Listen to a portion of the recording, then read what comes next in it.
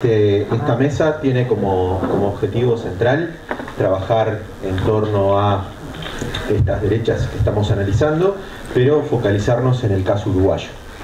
Y para eso vamos a tener dos exposiciones del profesor Gerardo Caetano, profesor titular de nuestra Casa de Estudios de la Facultad de Ciencias Sociales, del Departamento de Ciencia Política, un historiador fundamental en el desarrollo de nuestro campo de trabajo, y también de otra historiadora que ha trabajado estos temas de larga data. Por destacar una de esas obras, voy a destacar una obra colectiva que tienen, que es la historia de los conservadores y las derechas en el Uruguay, desarrollada en 3 tomos, que se publicó este año. Parece un aporte sustantivo. Y Magdalena Broquetas, historiadora también, profesora agregada de la Facultad de Humanidades y Ciencias de la Educación, y ambos coordinan el grupo de estudios históricos de las derechas en el Uruguay. Reitero, el jueves también hay un seminario Perspectiva Histórica en el Centro Cultural de España, que va a ser también desde la mañana hasta entrada la tardecita, gracias a que nos dejaron un poquito más de tiempo, y los comentarios van a estar a cargo del profesor Felipe Monestier, también profesor de nuestro Departamento de Ciencia Política, de Historia Política también. Así que sin más, los dejo en este espacio. Muchas gracias. Trabajar este fenómeno en el contexto, digamos, de las últimas décadas del Uruguay, particularmente del último quinquenio, implica hacer una pregunta que es fundamental en cualquier abordaje sobre la política uruguaya. Y eso refiere a cuán excepcional es la política uruguaya. La excepción uruguaya. En verdad, creo que los uruguayos tenemos una vocación isleña. Nos gusta ser, y muchas veces no lo somos. Y creo que hay fundadas razones para pensar que en relación a este tema el Uruguay no es una excepción, que tenemos que ver como una tentación compleja el tema de contestar a esta pregunta de cuánta excepción. Sin duda alguna no es sencillo. Quienes nos ayudan particularmente a confirmar una y otra vez que somos excepcionales son nuestros queridos amigos argentinos.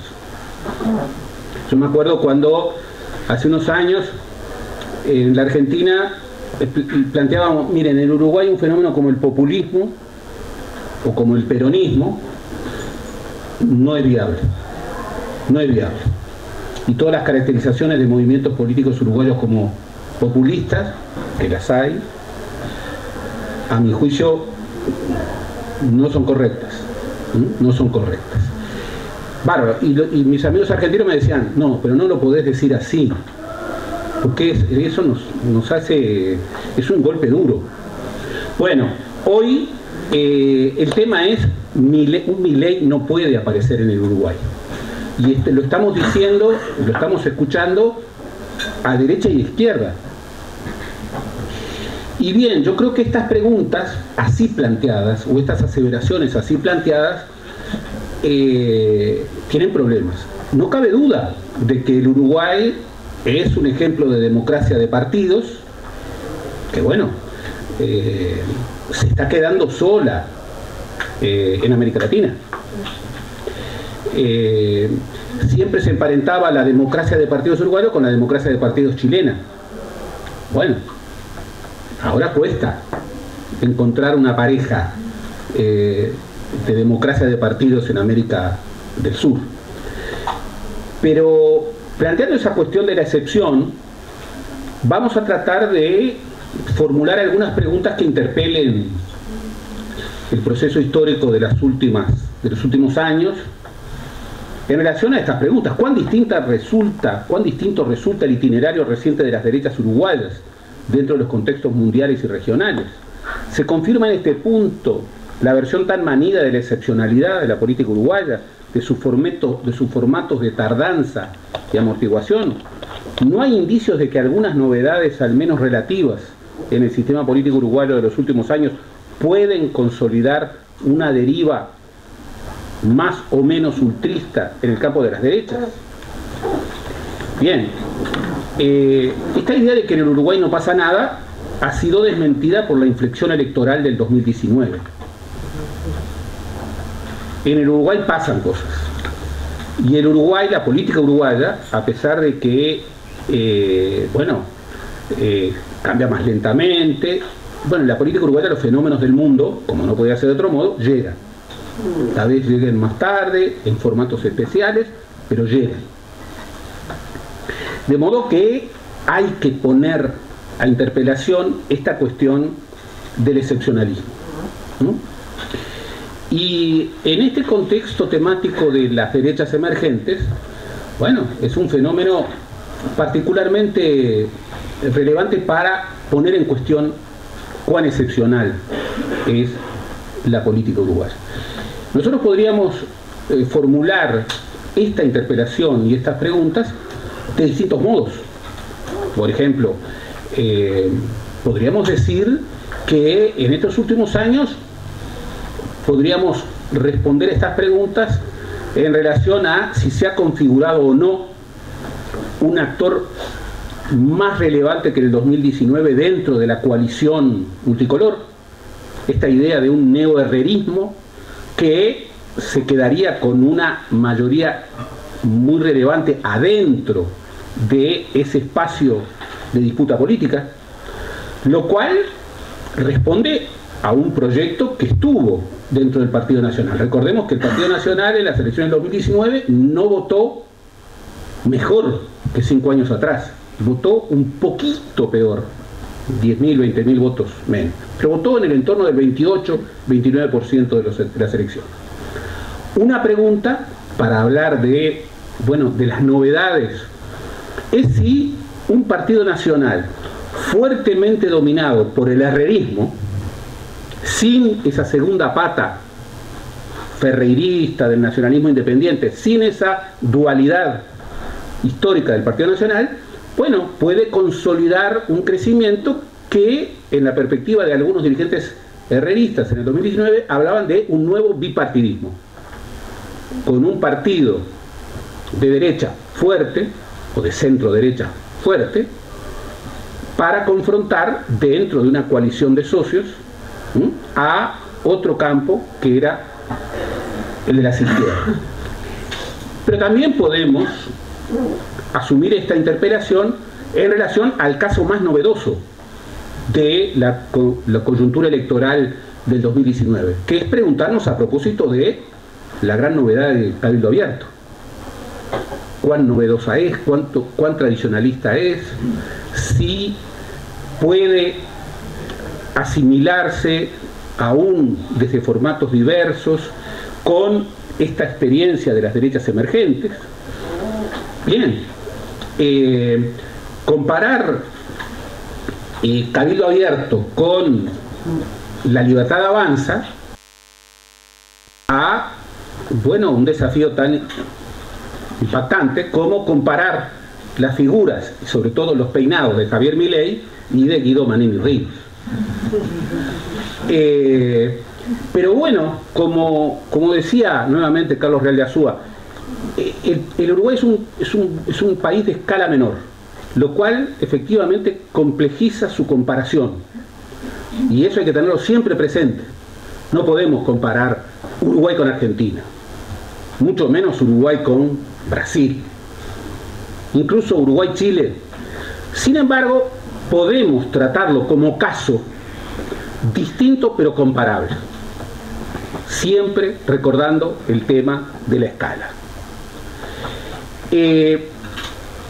Hemos trabajado, y muchos de los debates que se dieron a lo largo de este día tan fructífero tienen mucho que ver con este tema de las novedades en la política uruguaya y en particular en las derechas emergentes en Uruguay. Hoy Jennifer hablaba de y esto fue objeto de una sana controversia, de que los nuevos partidos de derecha son resistentes. Bien, abordando el tema del cabildo abierto, Felipe planteaba cómo probar la resistencia, la consistencia, la perdurabilidad de un partido. Y todavía es prematuro. Las encuestas electorales le dan muy mal a cabildo abierto. Pero tenemos que esperar, bueno, eso que es una cosa distinta a una encuesta, que es la elección. Y ni siquiera tenemos que esperar solamente la próxima elección. Es decir, hay una secuencia que revela cómo medir en procesos electorales el tema de la resistencia de los partidos. También se planteaba hoy en la mañana la cuestión de la organización política de estos nuevos actores. Y esto es muy relevante a la hora de, por ejemplo, ver a Cabildo Abierto, que emerge como un actor electoral que sin embargo todavía no ha terminado de configurarse como partido, que todavía sigue siendo más movimiento electoral que partido, sometido además a un liderazgo encarnado como el de Guido Manini Ríos. Muchos de los elementos que se planteaban, la cuestión la cuestión de los cambios respecto a las derechas tradicionales, la cuestión de la reivindicación de la familia militar. Hoy José Antonio planteaba, bueno, a partir de Robert Cox, esta idea de estructura histórica y cómo ubicar estos últimos años de las derechas uruguayas en esa perspectiva. Y podríamos seguir. Y en la tarde hubo muchos elementos que refirieron esta idea de cómo hacer del Uruguay, pese a su pequeña escala, un caso comparable. Aquí, en particular, hay algunas premisas importantes.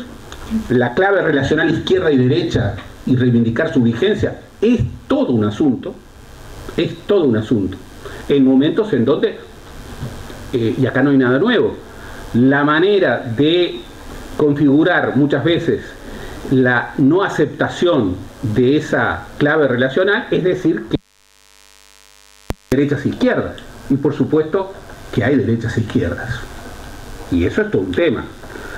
Los problemas de la macrocategoría, bueno, ¿cómo llamarlos? Ultraderecha, derecha radical, derecha extrema. ¿Cómo comparar? ¿Cómo establecer la configuración de campos? Nosotros como historiadores no creemos en una definición esencialista de lo que es una izquierda y lo que es una derecha. Creemos que eso hay que aterrizarlo en contextos históricos, que es una clave relacional que no se construye de una vez y para siempre y que cambia de acuerdo a contextos históricos, espaciales y culturales. No podemos pensar que el origen de la clave izquierda-derecha, que fue la Revolución Francesa, hoy sobrevive en los mismos términos en el siglo XXI. Podemos incluso tener esta idea de continuidades y rupturas, de buscar hasta qué punto tienen una articulación populista, lo cual nos lleva a todo el debate sobre qué es populismo. Si es una ideología fina, como hoy se hablaba, o si es un modo de construir y de leer la política. Podemos incluso aterrizarlo, como creemos que se debe, en este contexto nada aburrido, como ya afirmábamos al comienzo, del siglo XXI. Y los acontecimientos que lo han signado a nivel mundial y a nivel regional. Pero vayamos a algunos ejes de trabajo, y esto no es una táctica de dividirnos entre dos para tener más tiempo, no lo crean. Yo, fiel a mi tradición, voy a ser muy breve y voy a dejar paso a Magdalena, pero quiero dar un marco, nos hemos comprometido a respetar el tiempo, un marco en esta perspectiva. Un elemento que nos parece muy interesante. Si uno ve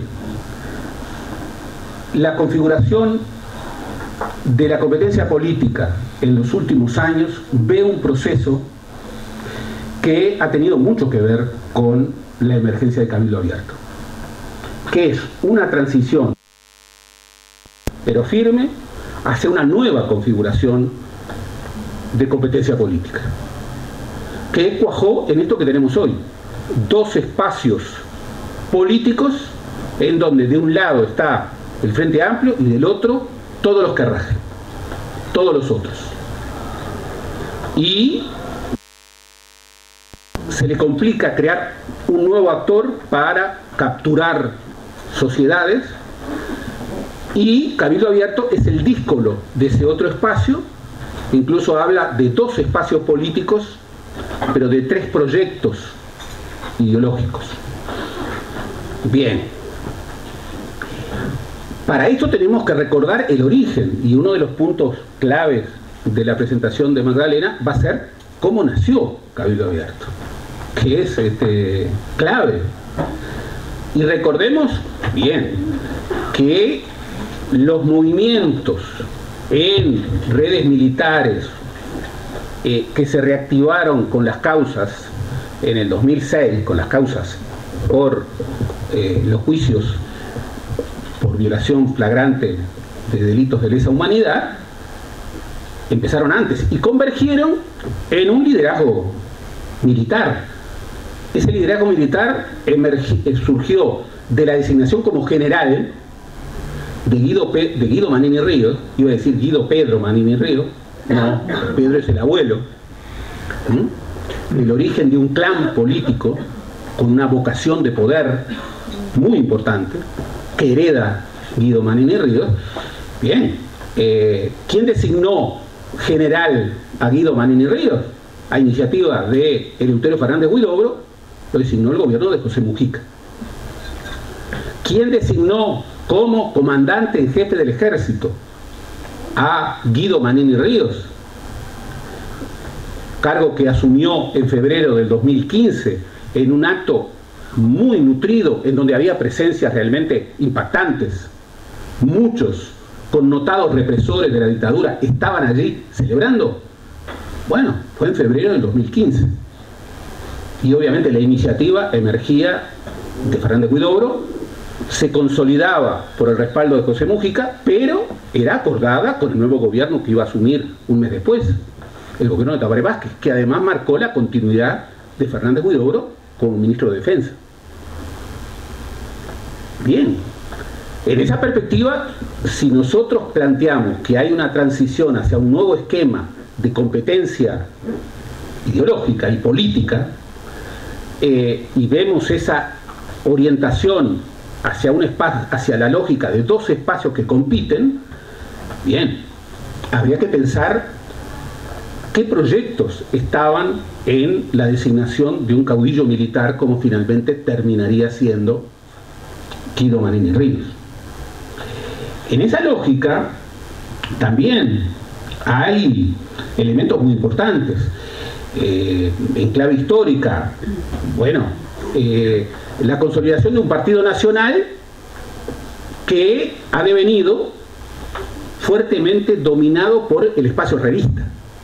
El herrerismo históricamente fue la pata liberal conservadora del Partido Nacional. Durante un siglo tuvo el liderazgo del Partido Nacional, que perdió en un interregnio breve que nació en 1971 y que luego terminó con la muerte de Wilson Ferreira Lunata. Único momento en la historia del siglo XX en donde el liderazgo del Partido Nacional no estuvo en manos herreristas. Nunca, como ahora, el herrerismo dominó tanto la estructura y los perfiles de los candidatos que aparecen y que emergen dentro del Partido Nacional. Estamos en presencia de un Partido Nacional herrerizado, lo cual sería un acontecimiento crucial en un país, y acá Felipe nos va a ayudar, en un país en donde el electorado, como en toda América Latina y como buena parte del mundo, no giró hacia la izquierda, giró hacia la derecha.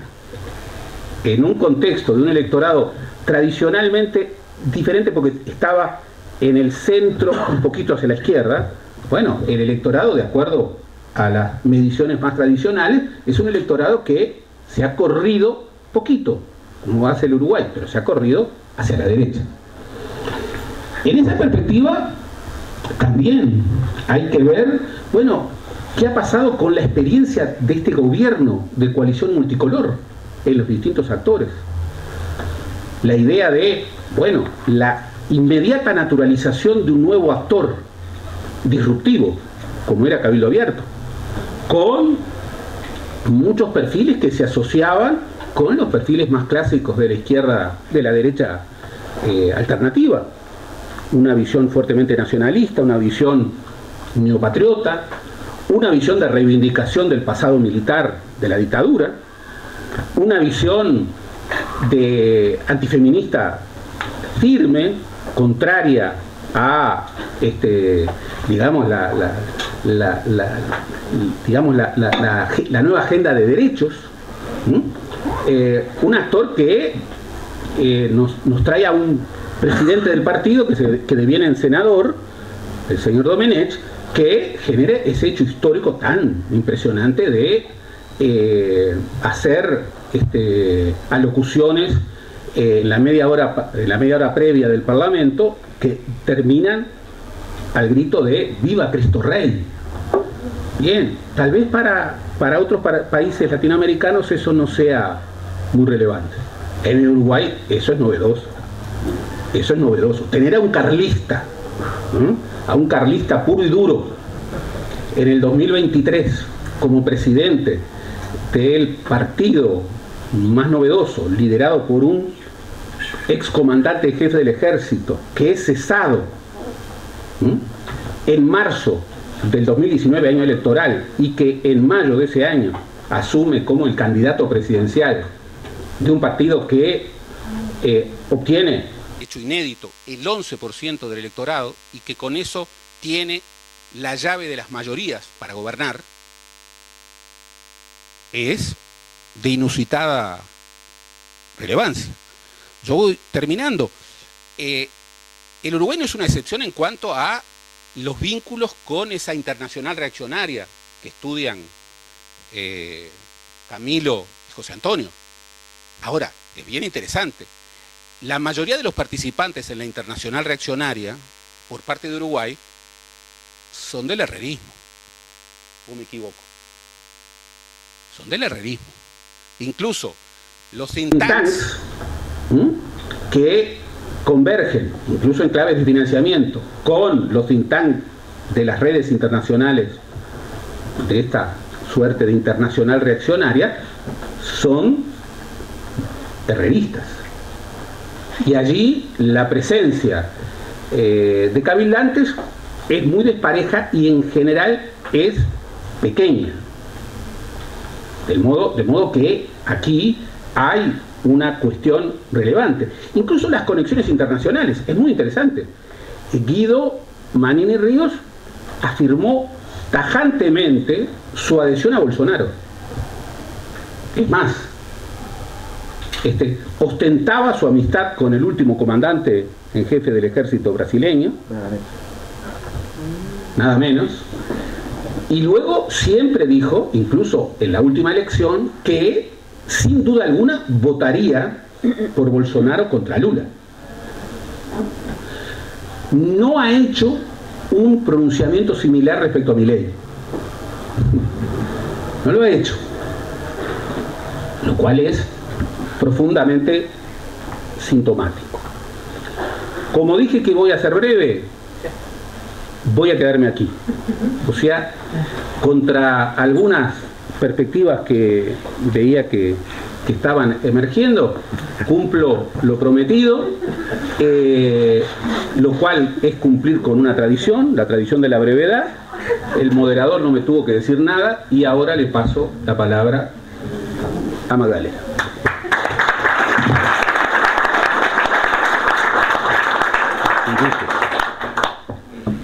Bueno, muchas gracias. Para mí es un gusto estar acá. Me parece que ha sido un seminario de muchísimo nivel y muy fructífero en sus discusiones y en lo que se viene planteando.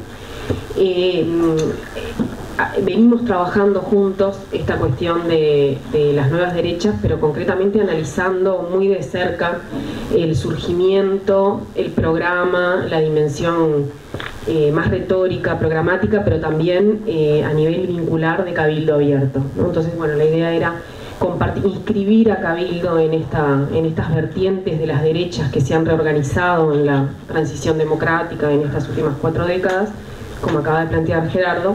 Pero bueno, es cierto que para todos, para todas, fue una novedad muy fuerte en las elecciones del 27 de octubre de 2019, cuando nos encontramos con que un tercer partido, la primera vez que Uruguay tiene un partido de derecha, estábamos a 100 años del fracaso del intento electoral de un partido de derecha, ¿no?, que Gerardo estudió también, 1919, la Unión Democrática. Bueno, 2019 aparece un partido de derecha por fuera del Partido Nacional y del Partido Colorado, que hasta entonces cobijaba y siguió cobijando sectores de derecha en su seno, que obtiene 260.000 adhesiones, más de 260.000 adhesiones, o sea, que queda 0,5% abajo del Partido Colorado, ¿no?, del histórico Partido Colorado, 11 diputados, 3 senadores. Un partido que además se había creado ese año, ¿no? Se había creado ese mismo año a partir de un movimiento que se llamó Movimiento Social Activista, luego no le permitieron usar el nombre, que también se había creado hacía poco, se había creado el año anterior, en 2018. Y bueno, y como bien dijo Gerardo, un partido que hasta este tercer año, si bien había sido un socio díscolo dentro de la coalición, no había estado la cuestión de si permanecía o no sobre la mesa como estuvo hasta ahora, ¿no? Es decir, estamos expectantes, permaneció, se ha quedado con críticas dentro de la coalición de derecha que gobierna, haciendo un planteo contra el personalismo, el presidencialismo del presidente, pero allí está y se verá qué ocurre, ¿no? Ha perdido un diputado y ha tenido algunas crisis internas. Pero nuestro objetivo, lo que nosotros queríamos hoy, nos parecía más fructífero compartir, era la inscripción de Cabildo en el presente, es decir, ver a Cabildo en clave comparada en lo que ha sido una reacción antiprogresista en América Latina, pero también ver a Cabildo en la historia, ¿no? Inscribir a Cabildo Abierto en la historia, porque Cabildo tiene mucho de historia. Gerardo hablaba del linaje familiar, pero no solo eso, ¿no? De hecho, el surgimiento de Cabildo tiene que ver, como ya adelantabas, Gerardo, con los movimientos entre militares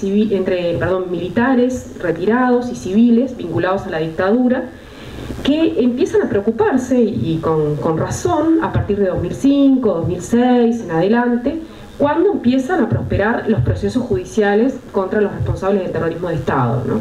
Procesos judiciales que además fueron acompañados de políticas de reparación, fueron acompañados de políticas públicas de memoria en relación al pasado dictatorial. Entonces, bueno, nosotros hemos historiado y hemos visto cómo acontecimientos como, por ejemplo, la formación en 2011 del Foro Libertad y Concordia, el despliegue de una serie de iniciativas que se dan a nivel de la familia militar, como para recaudar fondos para la defensa de los militares y de los civiles que tenían que comparecer ante la justicia, la voz, la organización de sitios web, de medios digitales, de grupos vinculados a las ideas de defensa de la dictadura y de la promoción militar, y el vínculo muy estrecho con organizaciones y redes internacionales de la ultraderecha, como por ejemplo UNO América, la Unión de Organizaciones Democráticas de América, son antecedentes que están estrechamente vinculados al surgimiento de Cabildo Abierto, ¿no? Todas estas iniciativas son iniciativas que, ya les digo, se desplegaron en una década antes de que se conociera el movimiento social activista, y son iniciativas en donde están asociadas figuras que desde el principio tuvieron posiciones de liderazgo en Cabildo y que además estaban muy cerca de Guido Manini Ríos, por nombrar 3 de los más evidentes. Enrique Mancini, ¿no?, que es una de las personas de más confianza de Guido Manini.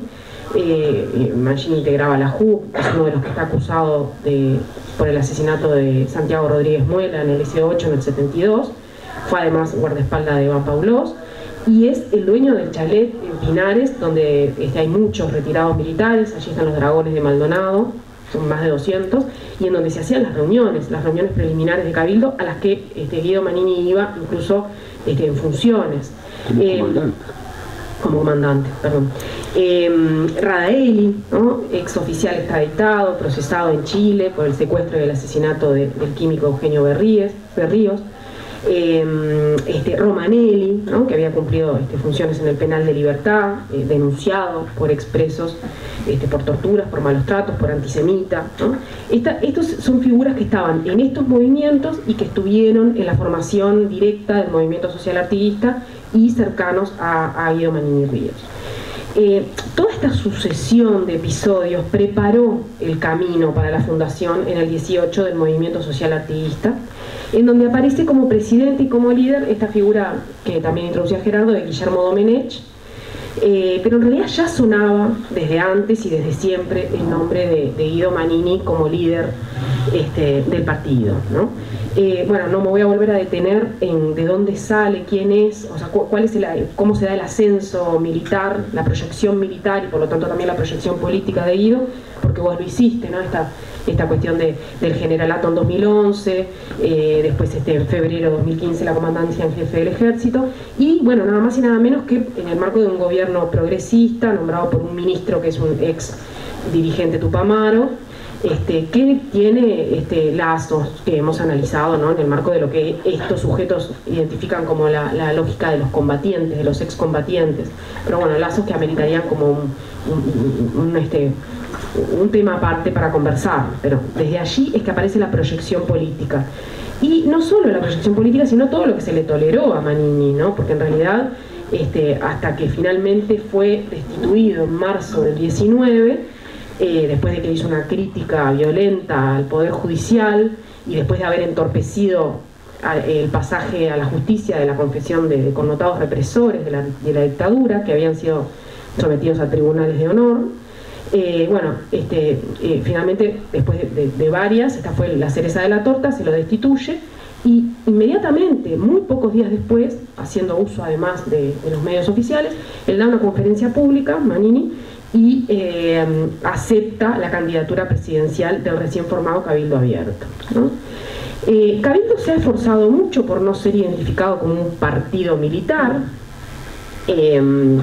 Ahora, bueno, lo cierto es que no solo inicialmente, si se ven que este trabajo también lo hemos empezado a hacer, lo que era la conformación de las listas en la primera instancia electoral, en las elecciones internas, allí había muchos militares en los primeros lugares, que luego se fueron cuando se fue a la primera vuelta nacional, sino también desde que es gobierno, en lo que ha sido la afluencia de militares retirados y allegados a cargos públicos, hay muchos militares en torno a Cabildo, ¿no? Hay es conocida en Uruguay, que quedó resonando, porque a confesión de parte, relevo de prueba, la expresión de quien era todavía diputado por Cabildo, Eduardo Lust, que dijo textual que existía una cúpula militar integrada por un grupo de camaradas retirados, también conocido como el Consejo, ¿no? Entre algunos cabildantes, que se reunían en locales partidarios y domicilios particulares. Y lo agregó, mandan ellos.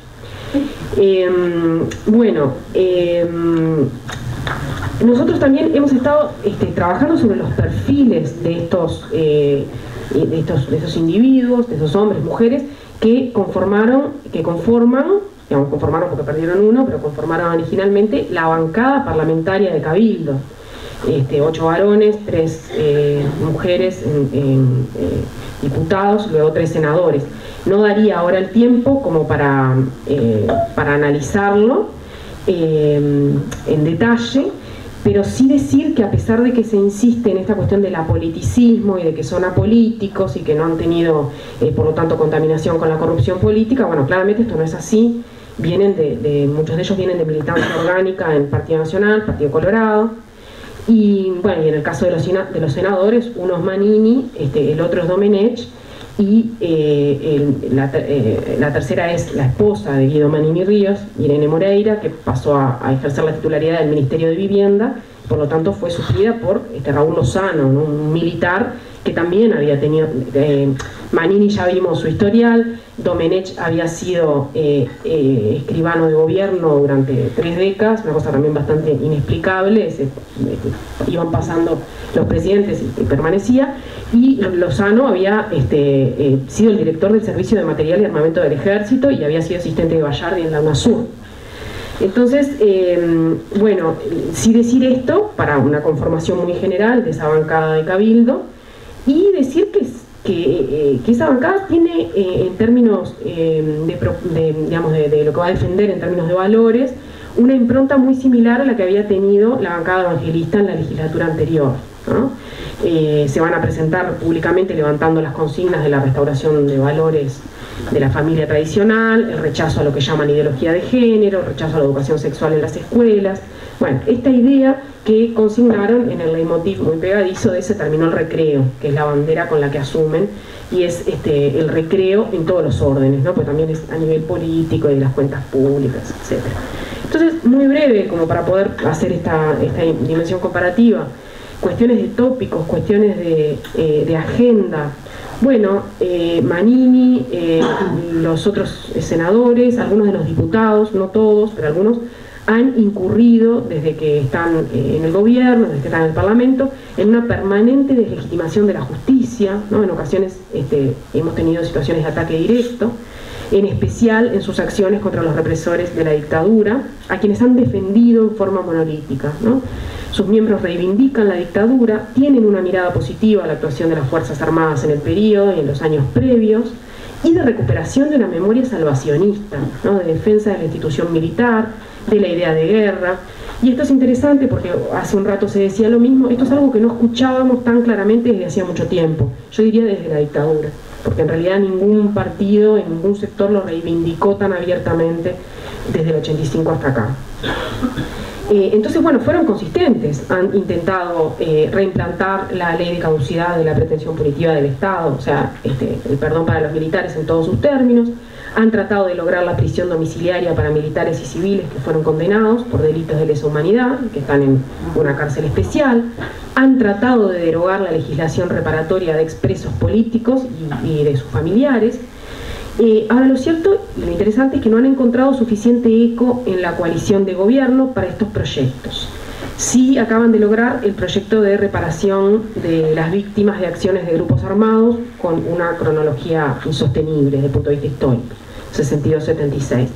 Y han logrado, y esto es peligroso, o por lo menos nos debería convocar, instalar en la agenda pública temas y nociones que no estaban en boca de las derechas, que escuchamos, como la noción de derechos humanos, o la idea de hablar de prisión política para estos militares que han sido sometidos, bueno, acorde a la justicia, acorde a derecho. En términos económicos, acá hay que ser muy quirúrgicos.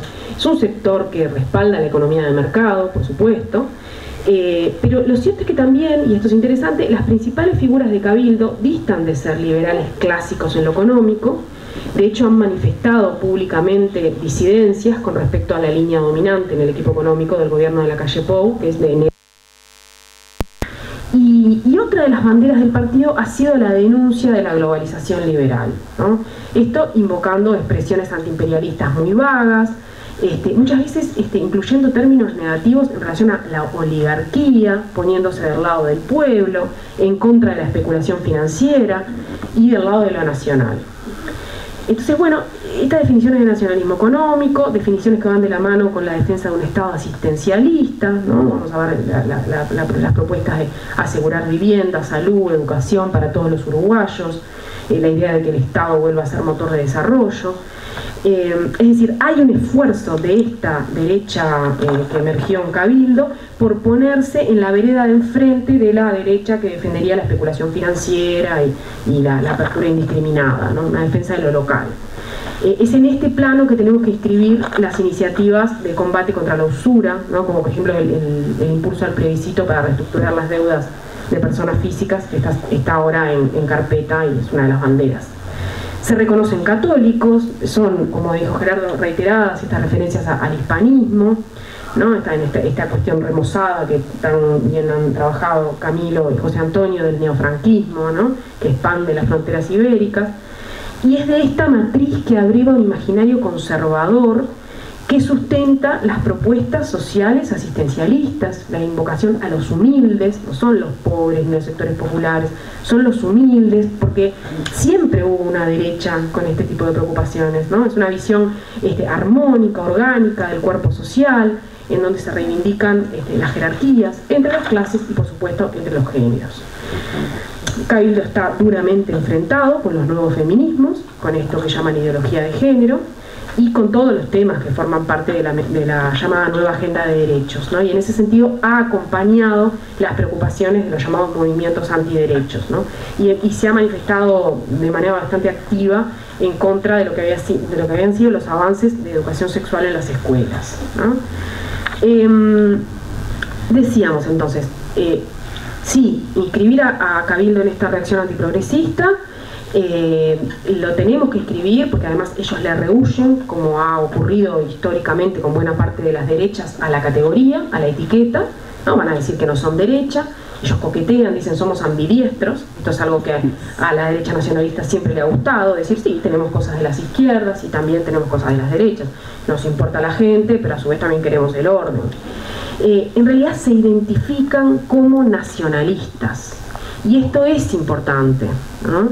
Es sobre la base de este nacionalismo que se posicionan como apolíticos, en realidad no lo son claramente, y como personas no ideologizadas, como un movimiento no ideologizado. Esto es retórico, ¿no?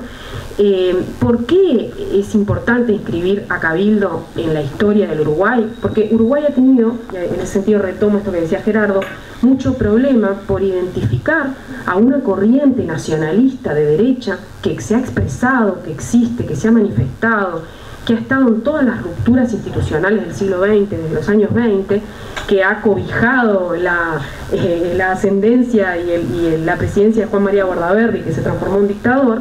Sigue diciendo que Uruguay no hay nacionalismo de derecha, no hay una verdadera derecha. Entonces, bueno, sí la hubo, fue minoritaria en términos de su expresión electoral, pero tuvo una expresión a la uruguaya, ¿no? Como decimos, cada país tiene la derecha que se merece o la que puede tener.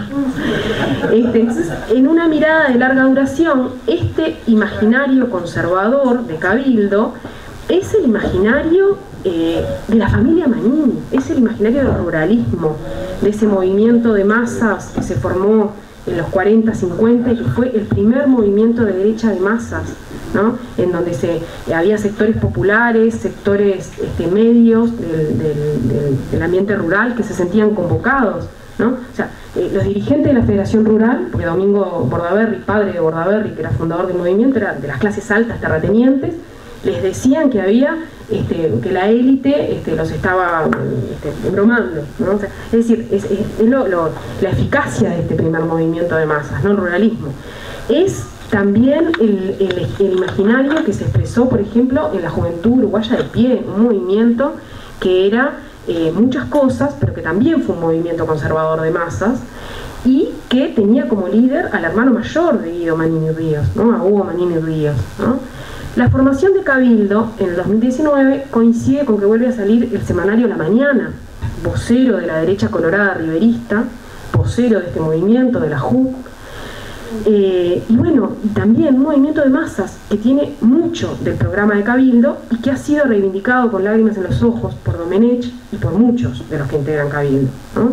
Tradicionalista, con esta reivindicación del activismo y Artigas, dos significantes vacíos y en disputa, ¿no? Después podemos hablar de qué activismo es el de Cabildo, con esta impronta rodoniana en el sentido espiritualista, antimaterialista, los valores cristianos, el respeto a las jerarquías, pro-militar, muy antiizquierdista, muy anticomunista, ¿no?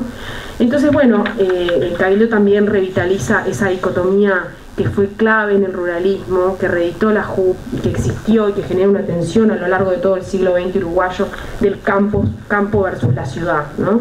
Del campo donde se genera la verdadera riqueza y la ciudad como expoliadora de esa riqueza y el hábitat natural de los políticos corruptos y de la burocracia. en un sentido cultural y metafórico también, ¿no? Y son sectores, y esto es otro tema que me parece que a Gerardo le interesa mucho también, que han hablado históricamente, y ahora es Cabildo el que levanta muy fuerte esa voz, de orientalidad, no de uruguayés, ¿no? Entonces, en esta cuestión de revisar los nacionalismos y cómo se identifican con la nacionalidad, me parece que hay novedad y tradición. Entonces, bueno, lo dejo por acá, pero era esta idea de pensar el Cabildo en el presente, hacia el futuro, pero también en el pasado, ¿no? Que es clave para que nos encuentren mejor munidos en el análisis.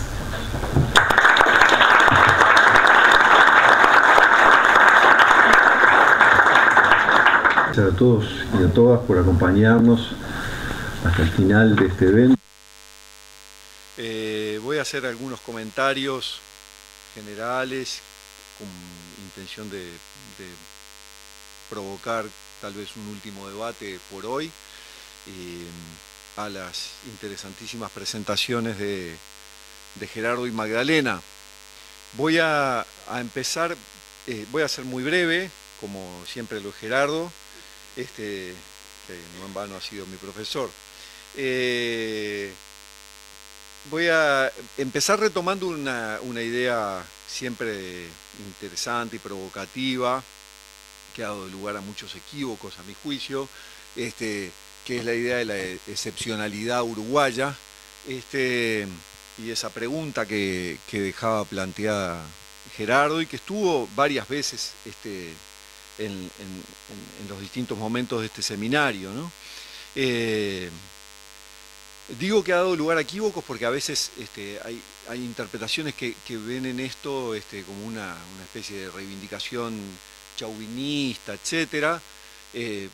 Yo creo que desde las ciencias sociales puede ser que hayan algunos casos de eso, pero más bien cuando se ha hablado de excepcionalidad, y cuando hablamos de excepcionalidad hablamos de que hay un caso interesante porque se desvía respecto a ciertas interpretaciones, fenómenos, y en otros momentos confirma y se alinea y converge, ¿no? En este sentido, a mí me parece que por ese lado, por esa pregunta de qué tan excepcional o original o desviado es el caso uruguayo respecto a todo este fenómeno sobre el que venimos conversando, me parece que podemos retomar diciendo, bueno, hay un lado en el que no hay ninguna excepcionalidad, que es el lado que da título al libro de Juan Pablo Luna y Cristóbal Rovira de 2014, que es el de la resiliencia de las derechas. No de los partidos, como bien aclaraba hoy Juan Pablo, ¿no? La resiliencia de las derechas. Y en ese sentido el Uruguay no es nada excepcional. Uruguay es un caso muy alineado de persistencia, de resiliencia, de demostración de la capacidad de las derechas electorales y no electorales, es decir, en su expresión electoral, partidaria y en las otras expresiones que puede tener, de capacidad de sobrevivir y de atravesar contextos muy adversos o potencialmente adversos.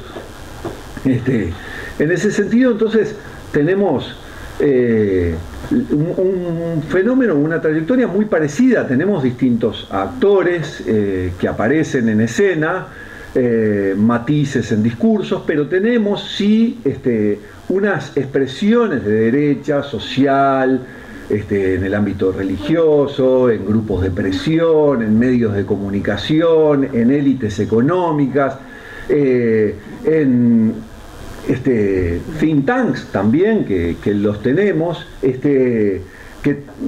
medios de prensa, que constituyen una tradición, digamos, que podemos rastrear y que son perdurables a través del tiempo. Varios de esos actores los han mencionado Gerardo y Magdalena en sus intervenciones, así que me parece que ahí no somos muy excepcionales. Probablemente todavía sí mantenemos un sistema de partidos bastante arraigado,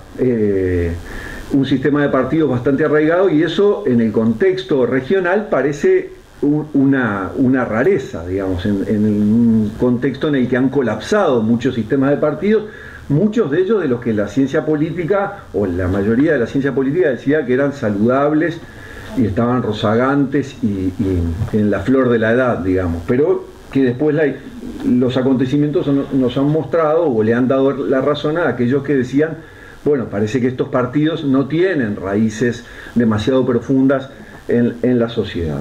Ahí queda una pregunta planteada de si estaremos haciendo adecuadamente nuestro diagnóstico sobre qué tan arraigados están nuestros partidos y en qué medida todavía no le han golpeado con la misma intensidad que se ha producido en otras partes de América Latina los desafíos que han terminado por desafectar a una parte importante de la ciudadanía, que se siente escasamente representada. Pero, digamos, con no excepcionalidad, resiliencia de las derechas, excepcionalidad todavía, sistema de partidos vital, para decirlo en los términos de un colega y amigo, Fernando Rosenblatt, ¿no? Con vitalidad, vibrantes.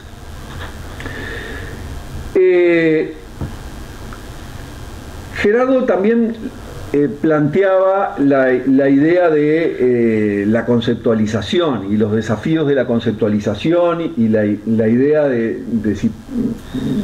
o el riesgo del esencialismo, ¿no? De las definiciones esencialistas.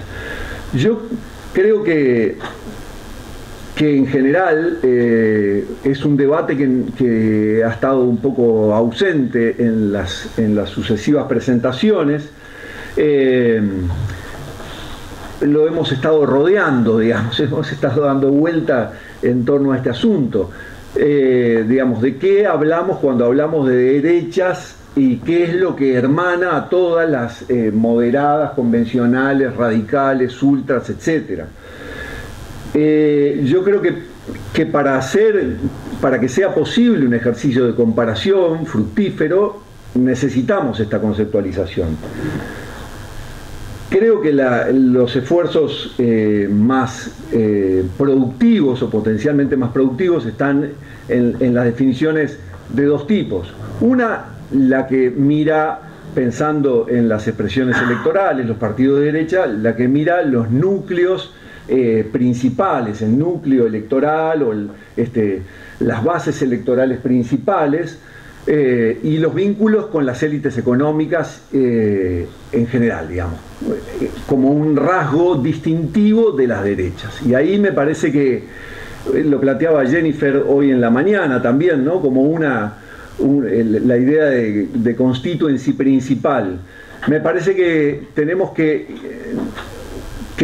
trabajar todavía un poco más, y escuchaba a Magdalena en su caracterización de cabildo abierto, que comparto esencialmente, y este matiz que ella planteaba, refinar, bueno, ¿y cuáles son los sectores que están detrás?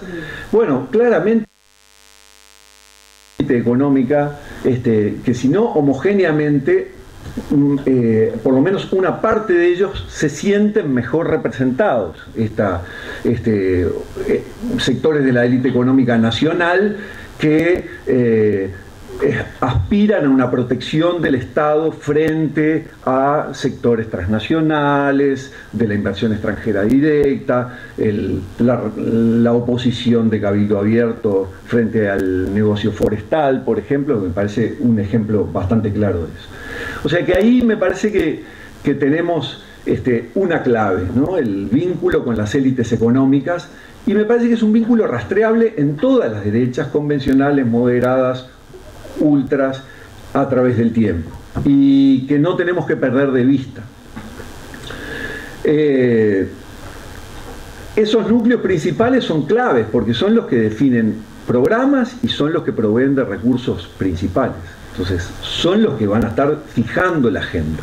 Claramente con esos núcleos principales no se ganan elecciones ni se tienen desempeños electorales que permitan incidir en la agenda. Ahí está la clave, ahí está la capacidad de encontrar otros asuntos que puedan movilizar electoralmente a porciones significativas de la ciudadanía que te permitan acceder a las posiciones de gobierno o que te den cierta capacidad de veto.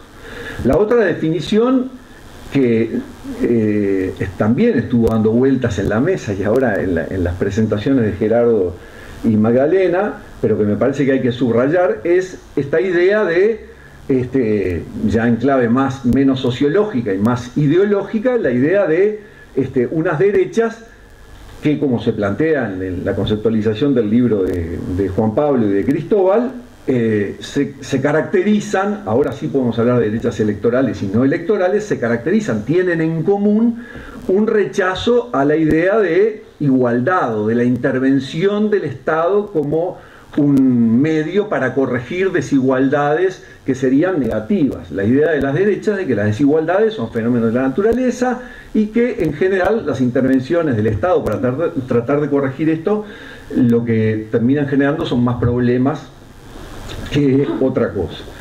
Esas dos conceptualizaciones a mi juicio funcionan muy bien para revisar la genealogía de las derechas electorales y no electorales en el Uruguay, incluso incluyendo a Cabildo Abierto.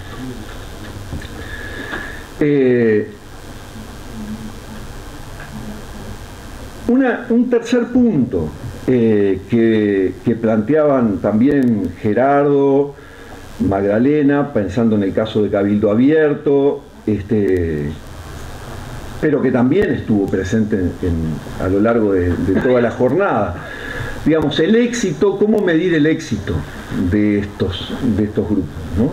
El éxito de Cabildo Abierto, efectivamente, con Fernando Rosen, con Ligüen Noscheto, escribimos un artículo donde mirábamos el fenómeno muy reciente y decíamos, bueno, es muy temprano para decir si esto es exitoso en términos de un proceso de construcción partidaria que se estabiliza, que se sostiene en el tiempo como un actor político relevante. Lo que no nos debe hacer perder de vista que ya hay un éxito más allá del fenómeno de la construcción partidaria. Y yo creo que esto vale para los casos de Milei, de Bolsonaro, de Kast, que es, como se dijo acá, en términos de construcción de agenda, digamos, cuáles son los términos del debate. Yo pensaba, si las derechas electorales y no electorales se caracterizan porque, entre otras cosas, tienen su núcleo principal de apoyo en las élites económicas, yo pensaba, los representantes de las élites económicas argentinas, por ejemplo, viendo el debate presidencial del domingo pasado, tendrían que decir, bueno, esto es un éxito. Esto es un éxito en términos de determinación del margen de lo que se está discutiendo. Porque, digamos, de todas las opciones que estaban ahí presentes, ninguna con posibilidad de acceder al gobierno representaba ninguna amenaza. Uno puede decir, bueno, sí, está bien, Milei puede irse de control, está bien, pero en términos de lo que están anunciando que van a hacer, me parece que hay como un mínimo que está establecido sobre lo que podemos debatir y sobre lo que está puesto arriba de la mesa como opciones, y ese es un éxito, y un éxito muy significativo. Cuando en alguna de las intervenciones mencionamos y vimos el excelente trabajo de Talita sobre Kast. Es bien interesante cómo llegamos a un punto en el que, digamos, Kast es un fenómeno llamativo cuando la derecha convencional chilena, la UDI concretamente, tiene hoy, si entran en el sitio web de la UDI, en su declaración de principios, en el numeral 15 sobre las Fuerzas Armadas, la reivindicación de la gloriosa gesta del 11 de septiembre de 1973. Entonces, el piso sobre el que estamos discutiendo, el eje sobre el que estamos discutiendo es un eje muy corrido hacia la derecha. Y está muy corrido hacia la derecha, y vuelvo al caso uruguayo, el fenómeno de Cabildo Abierto es un fenómeno posible en un sistema de partidos en el que la amplia mayoría, en promedio, los votantes de los dos partidos tradicionales, digamos, la derecha convencional y moderada, en promedio, desde el año 95 hasta acá, en una escala de 0 a 10, donde 0 es extrema izquierda y 10 es extrema derecha, el promedio de los votantes de los partidos tradicionales se ubican en el 8. O sea, hay una derecha muy potente que se canalizó a través de los partidos tradicionales, y aún así hubo espacio para la irrupción de una nueva oferta. Magdalena hacía una pregunta interesantísima al comienzo de un tema que a mí me encanta, sobre el cual Gerardo ha escrito, que es el fenómeno de la unión democrática. El principal intento, en 1919, el principal intento de las élites económicas uruguayas de decir por qué estamos negociando con los políticos profesionales de los partidos tradicionales. ¿Por qué estamos negociando con estos tipos? ¿Por qué, si tenemos los medios, estamos yendo a pactar con esta gente que después sale a buscar votos y nos traiciona, negocia cosas que no nos convencen? Pasaron 100 años, como bien apuntaba Magdalena, entre el intento fallido. Mis estudiantes, mis alumnos conocen esta historia de memoria porque los tengo podridos. Obtuvieron en esa elección 500 votos, ¿no? No les alcanzó ni para un diputado, ¿no? 536 votos. Con una inversión de recursos extraordinaria, con propaganda, etc. ¿Por qué pasó tanto tiempo? Hasta la aparición de un partido de derecha aparentemente exitoso, como Cabildo Abierto. Bueno, ¿cuál es la respuesta que damos desde la ciencia política? Porque encontraron otros medios para proteger sus intereses.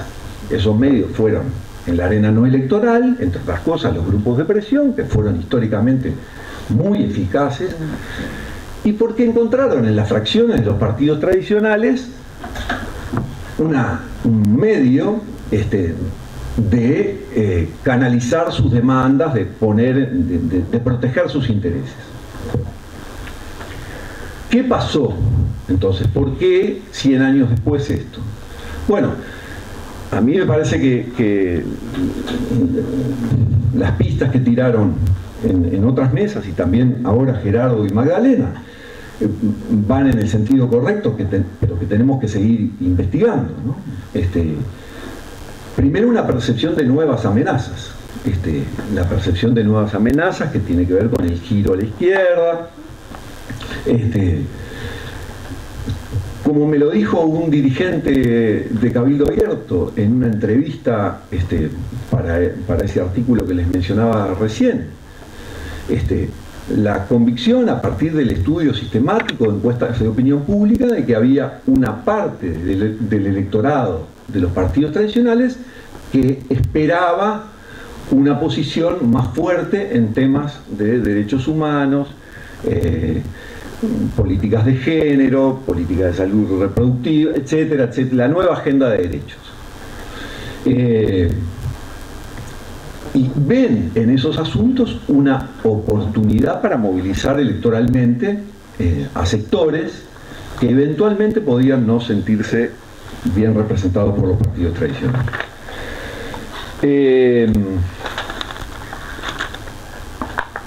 Creo entonces que a la pregunta inicial de Gerardo sobre la excepcionalidad uruguaya, mi respuesta sería que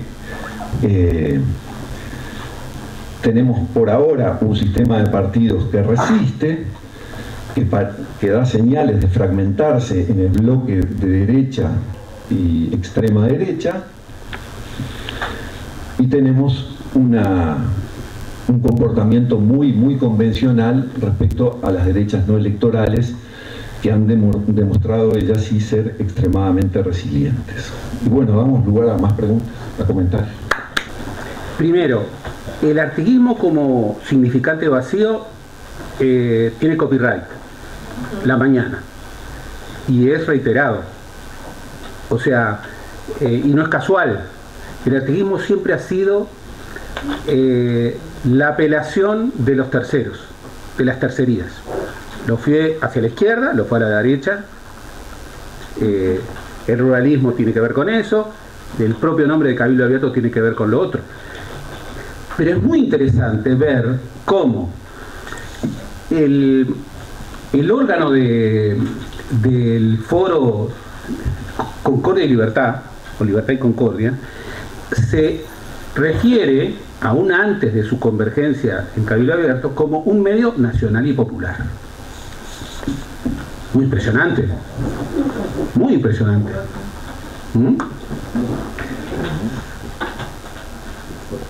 Hay un discurso de Manini en donde él dice, si ser de izquierda es tal cosa, soy de izquierda. Si ser de derecha es tal cosa, soy de derecha. Lo que no voy a hacer nunca es de centro. Después hubo como una especie de barrido de huellas. Pero ahí hay una clave. Ahí hay una clave. El rechazo a lo que, bueno, su mentor, Eleuterio Fernández Huidobro, decía el extremo centrismo uruguayo como la expresión más extremista de la historia uruguaya. El rechazo. Se han planteado cosas sumamente interesantes. Por ejemplo, ¿qué es lo nuevo? Bueno, como siempre es la pregunta de los historiadores. ¿Qué es lo nuevo? ¿Qué hay de nuevo?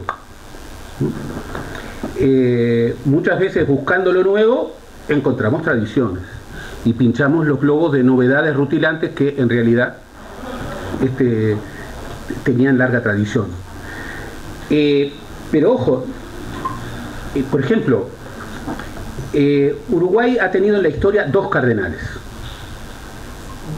Ahora tiene un nuevo cardenal, o sea, el segundo cardenal. Y ese segundo cardenal inauguró con Manini Ríos, siendo comandante en jefe del ejército, una tradición que todavía persiste. La tradición de celebrar el 18 de mayo el Día del Ejército Nacional. ¿Y cómo se construyó inicialmente, digamos, la renovación de esa tradición que venía de la dictadura? Porque antes el ejército nunca reivindicó lo que era una falacia absoluta, que era decir que el pueblo en armas que peleó el 18 de mayo en Las Piedras tiene algo que ver con el ejército profesional uruguayo, que es insustentable. Bueno, la dictadura, obviamente, desde su clave discursiva, hacer del héroe fundacional de la nación el fundador del ejército, bueno, era muy importante. Pero esto se reanuda con una fuerza especial en medio de un gobierno frente amplista, en donde el cardenal recibe a un grupo de generales, presidido por el entonces comandante en jefe del ejército, Guido Manini Ríos, diciéndole, bienvenidos, he aquí las 2 fuerzas que construyeron la nación. Iglesia y ejército. Previo a los partidos. Estábamos antes que todos. Previo a los partidos. Legitimación discursiva importante. Ahí no es que haya una novedad, pero hay una fuerza que, por ejemplo, llevó en el 2023, año del 50 aniversario del golpe de Estado, a 2 días del 20 de mayo, a convocar al Día del Ejército Nacional por parte del cardenal, con una caricatura de un soldado rezando. Por supuesto, en América Latina eso no es novedad. En el Uruguay, en donde gracias a Dios tenemos una laicidad indisputable, eso es una excentricidad. Ahora, vean, no provienen solamente de Cabildo Abierto, o sea, hay un clima. Ese ajuste de demandas y ofertas también funciona en el Uruguay. Esto es importante. Como hoy se decía, Manini se presenta como un outsider, nada más lejano de un outsider, nada más lejano de un outsider. Viene de una familia de matriz política dura, su padre, bueno, su abuelo fue una figura gigantesca, digamos, el constructor de la primera derecha colorada del siglo XX, antiballista, lo cual es sumamente importante. Su tío y su padre fueron dos figuras muy relevantes de la derecha colorada y del ruralismo, muy relevante, y bueno, su hermano había sido fundador de la JUP, y él, y ahí hay un espíritu clánico que es muy importante para entender a Guido Manini Ríos. Él nace el año en que muere su abuelo, y el apellido Manini Ríos es un apellido compuesto que legalmente Carlos Manini Ríos, el tío de Guido, estableció. Y aún hoy en la familia Manini Ríos hay algunos que dicen Manini y otros que dicen Manini Ríos. Pero ¿qué lleva a una figura a construir un apellido compuesto? Bueno, un designio, un objetivo. Es muy importante la pregunta de creo que era Talita. ¿Qué hay de populismo? Bien, hay un problema siempre con la categoría populismo, categoría cenicienta, discusión. El populismo en el Uruguay era, por definición, lo que la forma de condenar desde las derechas a las izquierdas. Incluso cuando luego de la reforma constitucional de 1996 se trata de definir quiénes son ellos y quiénes son nosotros, el doctor Sanguinetti dijo: nosotros somos la democracia, ellos son el populismo. ¿Quiénes eran? Ellos, la izquierda, el Frente Amplio. Bien, sin embargo, acá comienza a complicarse. Tú preguntabas bien, Manini Ríos y el Cabildo Abierto es lo más populista que puede habilitar el Uruguay. Bueno, si nosotros recogemos esas tradiciones que convergen en Manini Ríos, nos encontramos con sorpresas. Por ejemplo, Juan María Bordaberry, el dictador del 73, en uno de sus últimos reportajes, ¿qué es lo que dice? Nosotros en la Liga Federal de Acción Ruralista, que había fundado en el año 51 su padre, Domingo Bordaberry, nos sentíamos peronistas, éramos peronistas. Bueno, Juan María Bordaberry, peronista. Y después dejamos de ser un poco peronistas cuando Perón se confrontó con la Iglesia. Pero después retornamos a una visión peronista cuando firmamos en 1973, en el segundo semestre, golpe de Estado ya dado, bueno, el Tratado del Río de la Plata, que es como una especie de reencuentro final de Perón con ese hermano menor quisquilloso.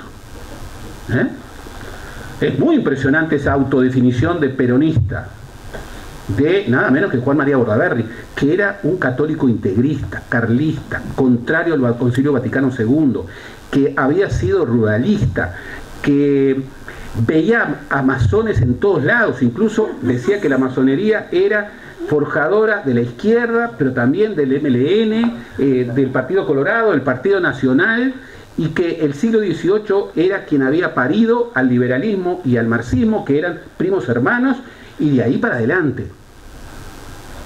Bueno, esa figura se decía peronista.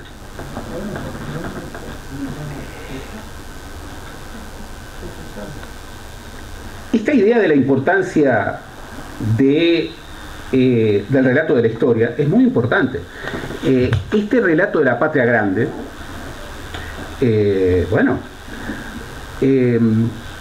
Guido Manini Ríos tiene un título complicado, no voy a decir más, porque en el Uruguay los títulos son muy complicados.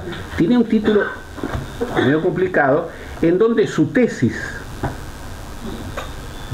de título, no voy a decir más, es una tesis sobre el revisionismo argentino, y su gran referente en términos de lectura histórica sobre no solamente el Uruguay, sino la patria grande, es Alberto Metol Ferrer. el Tucho Metol. Y el hijo del Tucho Metol, bueno, es senador suplente. Y ojo, el Tucho Metol estuvo en el equipo de asesores en el origen del Frente Amplio del general Sereni. Es el principal autor de discursos emblemáticos del origen del Frente Amplio, como el discurso del 26 de marzo del 71. Entonces, la lectura histórica referida a esa visión de la patria grande, a esa visión nacional y popular, a esa visión que se sentía rara desde un país que la única manera de verlo era como problema, el Uruguay como problema, tiene vínculo con esa lectura de la historia que propone La Mañana y Cabildo Abierto. Y Rodó, es muy impresionante.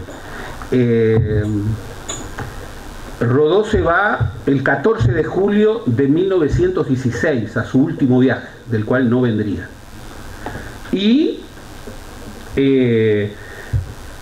Hugo Manini y Guido Manini han sido referentes claves de la sociedad rodoniana. Y hay toda una reivindicación muy fuerte de Rodó, pero desde un uso público, desde un uso político de Rodó. ¿En dónde? ¿Cuál es la clave atrás de Rodó? El antivallismo. El antivallismo. Cuando Rodó se va, escribe: me voy del Uruguay y de Valle. Me voy lejos del Uruguay y de Valle. Y moriría en viaje. Y Rodó, que para América Latina es una cosa distinta, Uruguay se traduce como antivallismo, que era algo que notaba en falta en este seminario. La referencia, bueno, del vallismo, que fue la primera alteridad moderna de la emergencia de las derechas modernas. La primera alteridad, el primer vallismo. Y bien, simplemente voy a decir dos cositas más. La reestructuración de la deuda, bueno, fíjense ustedes, hay más de 1 millón de uruguayos en el clearing. Bien, convocar a un plebiscito para reestructurar la deuda en un momento en que todas las encuestas le dan mal a Cabildo Abierto, bueno, huele un poquito a populismo. Y algo muy importante que tú preguntabas, la violencia radicalizada. Magdalena les puede contar cómo en el primer Cabildo Abierto había mucha violencia radicalizada filonazi y filofascista, pero sin, y además con símbolos, y después hubo como una especie de disciplinamiento en donde, bueno, las exageraciones tenían que ser matizadas, ¿no? Y entonces, por eso lo decía muy bien Maggie, ver las primeras listas de Cabildo Abierto. Bueno, primero en el documento que presentan ante la Corte Electoral para conformarse como partido, Movimiento Social Activista, enero del 2019. Después las primeras listas en todo el país para competir en las internas. Ustedes van a ver una gran diferencia con las listas de octubre del 2019. ¿Por qué? Y bueno, porque había que ocultar. Había que ocultar militares y había que ocultar neonazis. Pero me quedo para ser breve, para cumplir con... No, y yo también, pues ya estamos muy pasados, simplemente bueno, agradecer mucho a Felipe esa síntesis, ¿no? Que dos cosas quería decir. En primer lugar, que esto que vos tomaste como hilo conductor de tu exposición, que me parece tan importante y que con lo que abrió Gerardo de la excepcionalidad uruguaya, esta cuestión tan manida, ¿por qué autoflagelarnos por la idea de excepcionalidad? ¿Qué nos reporta? ¿Cuánto nos complica? Bueno, estamos en los 50 años del golpe, hemos hablado, conversado, nos hemos encontrado mucho. Y el problema es que esta idea de la excepcionalidad uruguaya que canonizó el ensayo, ¿no?, la intelectualidad, Y otra cosa que conversamos, que es la invisibilización casi total del nacionalismo de derecha para el caso uruguayo, ¿no? Eso es en Argentina, eso en todo caso en otros países. Uruguay, nacionalismo de derecha no tiene, cultura de derecha nacionalista no tiene. No nos permitió durante mucho tiempo entender bien la dictadura y el proceso de la dictadura. Porque si aquello era un paraíso, el sistema de partidos era estable, las clases medias vivían bien, éramos alfabetos, bueno, ¿por qué transitamos el mismo derrotero? O sea, y entonces que no nos haya permitido entender la dictadura quiere decir que nos rompió el continuo histórico también. Entonces, bueno, es un ejercicio que nos debemos imponer. Y bueno, alguien lo dijo, creo Juan Pablo, o sea, apareció la pandemia, era imposible que Uruguay fuera excepcional ahí, y parecía que decíamos que estábamos jugando en La Paz y que ganábamos 1-0 y que con la BCG nos salvábamos. O sea, basta, sacudámonos. Vos sabés que yo la metáfora, por favor. No, pero nos tenemos que sacudir, porque, bueno, yo dije en términos provocativos y coloquiales, cada país tiene la derecha que se merece o la derecha que puede, pero en definitiva la idea de la excepcionalidad nos ha reportado menos beneficios que virtudes a la hora de agudizar el análisis. Y lo otro que me parece muy importante, las preguntas que planteaste vos y que planteó el auditorio, para las que no siempre tenemos respuesta. Porque esta pregunta de ¿por qué Cabildo en el 2019? Bueno, conversábamos, ¿no? Nos hemos esforzado en verlo menos y hay que estudiarlo. Cuán ligado está esto a la reforma electoral del 96, ¿no? Que lleva a que los partidos tengan que alinearse atrás de un candidato único. Y otra cosa que apareció en las preguntas y no apareció en lo que fuimos diciendo es la desaparición del espacio pachequista, que era el espacio que creció además después del 89, porque primero apareció retraído, obviamente, en el 84, 85, y que desapareció, que ahí tenía voceros que coinciden casi que a la perfección con muchas de estas demandas, muchas de estas banderas, ¿no? Y simplemente cerrar con esta cuestión que hay mucho de retórica, pero hay mucho de identidad política del movimiento y del partido, y que aparecía, me parece que hilaba muy fino, tú que preguntabas por la cuestión del activismo, yo la pasé un poco por arriba, y bueno, va todo de la mano. Acá hay, como decía Gerardo, una visión revisionista de la historia, que no es privativa solo de Cabildo, que es del nacionalismo de derecha, que es rioplatense, que los hermana con los revisionistas y con los peronistas. También la extrema derecha es peronista. Uno de los líderes de la extrema derecha sesentista uruguaya, una persona que además tenía pienso y que escribía y que sacaba un periódico muy pequeño, pero que era uno de los periódicos de la extrema derecha, se llamaba El Federal, Fernando Bosch, decía: yo soy peronista, y nosotros somos peronistas, extrema derecha, antisemita, violentos, etc., porque Perón es lo único que tenemos cerca que presenta una visión de mundo, ¿no? Entonces, y dentro de los herreristas también eran peronistas. Entonces, toda esta visión, ¿no? O sea, estaban no exactamente Herrera, que tenía sus simpatías, pero digamos, toda esta visión tiene que ver con el pasado, como bien planteaba Gerardo, es una visión alternativa a la lectura liberal de la historia.